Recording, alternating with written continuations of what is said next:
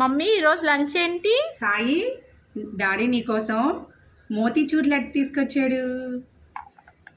Sunday కాబట్టి స్పెషల్గా omelette వేశాను. ఇంకో స్పెషల్ ఏంటో తెలుసా? ఈరోజు జొన్న ముద్ద చేశాను నీకోసం.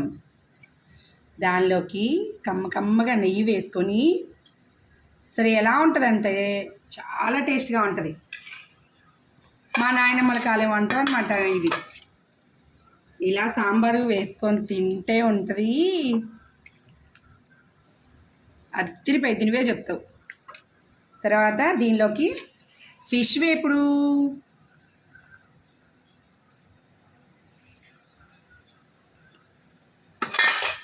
వేడివేడిగా రైస్, సాంబారు, కుండ పెరుగు చల్లగా, ఫ్రూట్స్. సరేనా?